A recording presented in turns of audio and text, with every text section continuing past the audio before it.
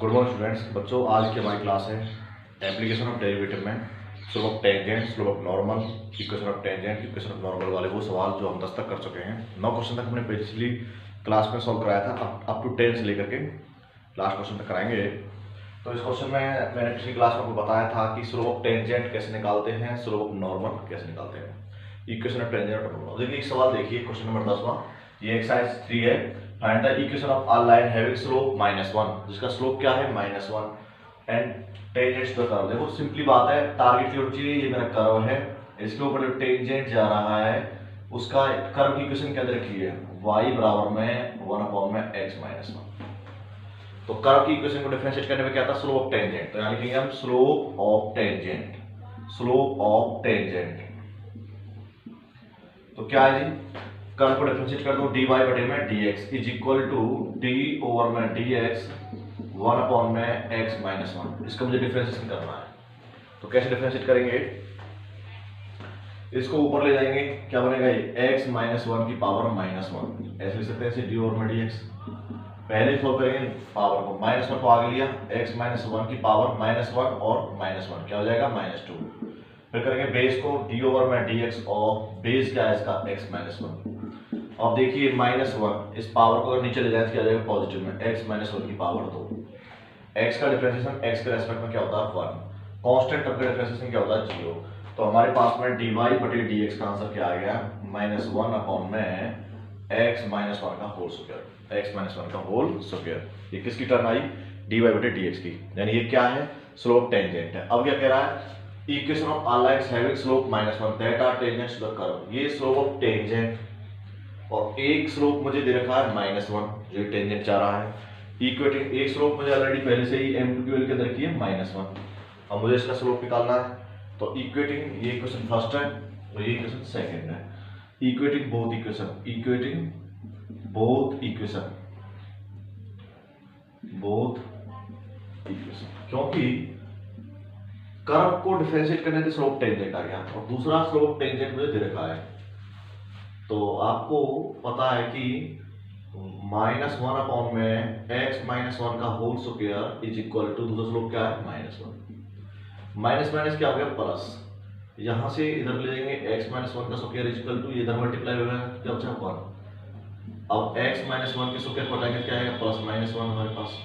एक बार इसको प्लस का 30 ले लो, x की -1 बराबर है, प्लस का लिया तो x की वैल्यू क्या आई 1 + 1, x की वैल्यू 2 आई। एक बार इसे x की वैल्यू x -1 = -1 ले लो, x = -1 + 1, तो x की वैल्यू क्या आई 0। यहाँ हम देख रहे हैं कि x की दो वैल्यू आई, एक 0 और एक -2, एक +2। तो x की वैल्यू 0 है और x की वैल्यू +2 है। उसके बाद y की वैल्यू निकालेंगे, तभी हम इक्वेशन ऑफ टेंजेंट निकाल सकते हैं। तो मतलब इफ यदि x की वैल्यू 2 है तो y की वैल्यू क्या आएगी, इक्वेशन में कर्व में पट कर देते हैं बच्चों, 2 - 1 क्या आया 1/1 यानी 1 आया, 2 पे पॉइंट आया 1। इफ अगर x की वैल्यू मैं यहाँ पर 0 ले लेता हूँ तो y की वैल्यू क्या आएगी 1/0 - 1, तब y की वैल्यू क्या आई -1, यानी 0 पे -1। तो इक्वेशन ऑफ ऑल लाइन्स, तो ये क्वेश्चन मैं बाकी का कर देता हूँ। अब देखिए इक्वेशन ऑफ लाइन निकालनी है, equation of line, equation of line. यदि मैं पॉइंट कौन सा लूँ 2,1 वाला, तो इक्वेशन ऑफ लाइन का फॉर्मूला क्या होता है y - y1 बराबर में mx - x1। देखिए y माइनस ये x1 है और ये y1 है, यहाँ y1 की वैल्यू क्या है 1, स्लोप की वैल्यू पहले क्या रखी है -1, x माइनस x1 की वैल्यू क्या है 2, तो आंसर क्या है आपका y -1 बराबर -x + 2, माइनस x को इधर ले आओ, y + x प्लस का 2 प्लस माइनस का 1 बराबर 0, तो y + x + 1 बराबर 0। ये क्वेश्चन आ गया। इफ आप लोग दूसरा पॉइंट लेते हो, कौन सा वाला, x की वैल्यू 0 और y की वैल्यू -1, x की वैल्यू 0, -1 वाला पॉइंट लेते हो, तब equation of line, equation of line, तब इक्वेशन ऑफ लाइन क्या होगी, y - y1 बराबर में mx - x1। y - y1, y1 की वैल्यू क्या -1, माइनस प्लस 1, m की वैल्यू क्या है यहाँ पे -1, x - x1 की वैल्यू 0। तब आपका आंसर क्या है y + 1 = -x, y + x + 1 बराबर 0, तो भी आंसर है। तो आप लोगों ने देखा कि यहाँ पे हमें दो तरह के आंसर मिले, एक इक्वेशन ये रही और एक इक्वेशन ये हमारे पास में। तो आप लोगों ने इस चीज की बड़े आराम से तफसील की कि दोनों ही केसों में इक्वेशन अप्लाई सेम आ रही है। तो आप लोगों ने इस प्रकार से इक्वेशन अप्लाई निकालनी थी जिसका स्लोप ये है और टेंजेंट ये है। तो इस वाला अच्छी तरह नोट कर लो। हम नेक्स्ट क्वेश्चन करेंगे। सबसे पहले क्वेश्चन आप यहाँ से स्टार्ट करोगे कि जो कर्व की इक्वेशन दे रखी है उसको डिफरेंशिएट करने पर स्लोप टेंजेंट आ जाता है। दूसरा, उस लाइन का जो लाइन जा रही है टेंजेंट लाइन है उसका स्लोप मुझे -1 दे रखा है। तो मैंने दो इक्वेशंस को इक्वेट कर दिया। तो यहाँ से मेरी x की वैल्यू 2 आई 0 और 2, x की वैल्यू 0 और 2। यदि x की वैल्यू 2 रखी तो y की वैल्यू क्या आई 1। अगर x की वैल्यू 0 रखूँ तो y की वैल्यू क्या आई -1। तो यहाँ हम देख रहे हैं दो तरह के पॉइंट आए, x की वैल्यू 0 भी और x की वैल्यू 0, 2, 1 और 0, 1। इन दोनों पे इक्वेशन अप्लाई मैंने निकाल दी। तो इस तरह से आप लोग ये सवाल करने हैं। देखिए नेक्स्ट क्वेश्चन नोट कर लीजिए। ये पोर्शन एनसीईआरटी का है, परंतु आपका अगर तैयारी अच्छी है तो एलिमेंट हो या एनसीईआरटी, क्वेश्चंस का लेवल आपको आना चाहिए। पिछली बार विधिना बोर्ड में क्वेश्चन आया था इसी एक्सरसाइज से और वो आपका 4 नंबर क्वेश्चन था। देखिए नेक्स्ट क्वेश्चन, अगला क्वेश्चन है 11वां।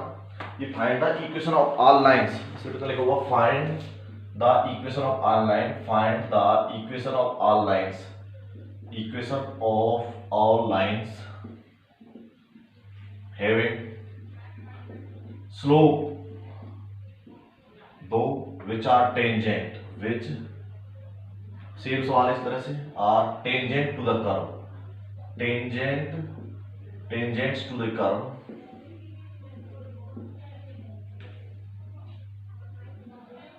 y is equal to 1/x minus 3 where x की वैल्यू 3 नहीं होनी चाहिए। देखिए यहाँ पे वही सवाल है, find the equation of all lines having slope बराबर 2। एक स्लोप आपको दे रखा है। इक्वेशन ऑफ ऑल लाइंस कोई कर्व है, कर्व से इधर जाता है उसे हम स्लोप टेंजेंट कहते हैं। इसी की इक्वेशन निकालनी है। Which are tangents to the curve, जो लाइन जा रही है ना वो एक्चुअली टेंजेंट है कर्व पर। जनरली क्या दिया हुआ है कि भाई एक लाइन जो कि किसी कर्व पर टेंजेंट का रोल कर रही है, ये जो लाइन जा रही है बच्चों, ये जो लाइन है इसका जो स्लोप दे रखा है वो 2 दे रखा है हमारे पास में। इसका स्लोप क्या दे रखा है, हैविंग स्लोप, वो जो लाइन जा रही है इसका स्लोप क्या है 2, और ये लाइन इस कर्व पर एज ए टेंजेंट है। इस कर्व पे क्या है टेंजेंट। कर्व की इक्वेशन क्या दे रखी है y = 1/x - 3। और इजीली इसी लाइन का स्लोप मैं इस कर्व की इक्वेशन को डिफरेंशिएट करके भी निकाल सकता हूं। तो स्लोप ऑफ टेंजेंट यहां से भी निकाल सकता हूं भाई, इसी लाइन जो जा रही है इसका स्लोप मैं इस तरह से निकाल सकता हूं, स्लोप ऑफ टेंजेंट। और क्या फॉर्मूला बताया था, इसी कर्व को डिफरेंशिएट कर दो dy/dx = d/dx 1/x - 3। यहां से आपके कोई दिक्कत नहीं है क्योंकि ये नॉर्मल डिफरेंशियल इक्वेशन है और नॉर्मल डिफरेंशियल इक्वेशन को सॉल्व करना बहुत ही इजी है, क्योंकि इस पावर को u/v से कर लो या फिर ऐसे ले जाओ कि x - 3 को ऊपर ले गए हम, पावर क्या है -1 आ गई, -1 x - 3 -1 में से -1 है तो -2। तो आप लोगों ने देख क्या हुआ, अंततः इसका डिफरेंशिएशन क्या है dy/dx। आप करेंगे अंदर, देखिए सबसे पहले की पावर के बाद क्या करते हैं बेस को d/dx किसका x - 3 का। सबसे पहले पावर को सॉल्व किए, ऊपर ले गए पावर को जब सॉल्व किया तो सबसे पहले पावर यहाँ आगे आ जाती है और पावर में से -1 घट जाता है। तो -1 क्या है -2। उसके बाद बेस x - 3 का, x का होता है 1 और 3 का 0। तो कुल मिला के हमारे पास क्या आया, इस पावर को जब नीचे ले जाएंगे तो x - 3 ये क्या आएगा -1/x - 3 का होल स्क्वायर, ये हमारे पास है। अब x का क्या होता है, x के रेस्पेक्ट 1 और 3 का 0, तो वो लिखने की जरूरत नहीं है। तो हम देख रहे हैं एक स्लोप ये रहा और एक स्लोप हमने कर्व को डिफरेंशिएट कर दिया।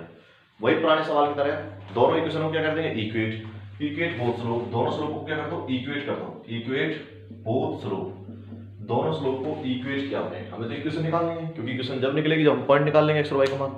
तो यहाँ पे क्या हुआ कि -1/x - 3 का स्क्वायर = 2, इधर मल्टीप्लाई कर दो, x - 3 का स्क्वायर इनटू में 2 बराबर में -1 दिया है। मल्टीप्लाई करेंगे तो क्या आएगा उसमें x का स्क्वायर,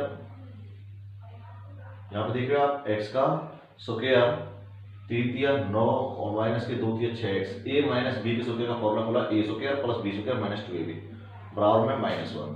तो यहाँ पे क्या होना 2x का स्क्वायर माइनस के 12x प्लस के 18 माइनस का अंदर गया क्या हो गया प्लस का 1, इजी प्रोसेस बराबर 0। तो क्या बना यहाँ पे 2x का square minus 12x 80 plus 1 19 is equal to 0। अब कैसे फैक्टर करोगे? प्रोडक्ट क्या आएगा? प्रोडक्ट 90 टू द 38 और सम क्या चाहिए? माइनस के 12। ऐसे वो कौन से नंबर है जिनका प्रोडक्ट तो 38 आना चाहिए और सम माइनस के 12 चाहिए।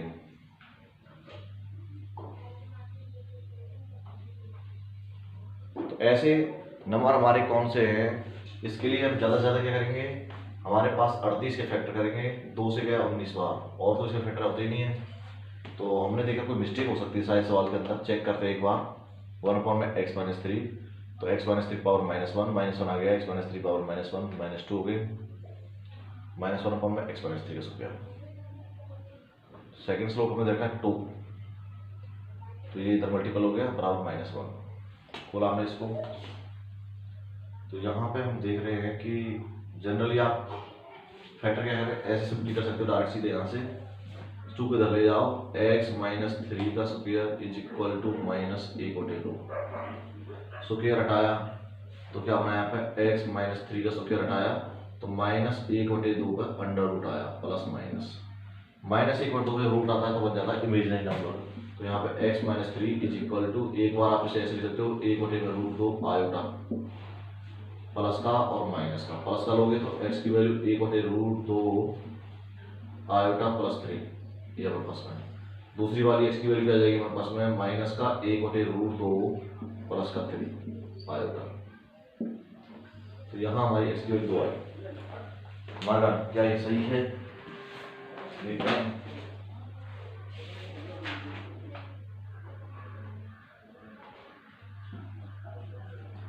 तो यहाँ पे हम लोग क्या कह रहे हैं कि यदि आपका मान x का रियल नहीं आ रहा बच्चों, आपका x का मान इमेजिनरी नंबर आ रहा है, तो ये रूट पॉसिबल नहीं है, तो ये कंडीशन संभव नहीं है। इसका आंसर यही खत्म हो जाएगा। हैंस या आप यहीं से कह दोगे कि इसका मान आपका इमेजिनरी नंबर आ रहा है, या फिर जब हमने फैक्टर कर देखा तो फैक्टर नहीं निकला, क्योंकि इसमें जब खोलते हैं तो डी की वैल्यू 0 से छूट जाती है और स्क्वायर हटाएंगे तो ऑटोमेटिक अंडर रूट जब नेगेटिव आ जाता है तो वो आयोटा में चला जाता है। That is not real number, so इसलिए it is not possible, it is not possible. इसलिए कभी भी हम लोग यहाँ पर रियल नंबर नहीं निकाल पाएंगे, इसलिए ये कंडीशन संभव नहीं है, that can not be exist. क्योंकि इसके फैक्टर किए थे तो वो हमारे पास में रियल नंबर में फैक्टर नहीं आ रहे हैं, वो इमेजिनरी नंबर में एक्स की वैल्यू आ रही है। अगर एक्स की वैल्यू इमेजिनरी मतलब कॉम्प्लेक्स नंबर आ गए, इसलिए उसको रिजेक्ट कर देंगे। इसलिए हम कहेंगे कि there is not any real number possible है इन दिस कंडीशन, तो ये इट इज नॉट पॉसिबल, आप यही छोड़ दोगे, it is not possible, that condition is not possible. अगला क्वेश्चन नंबर 11 था, देखिए 12, नोट कर लो इस क्वेश्चन को।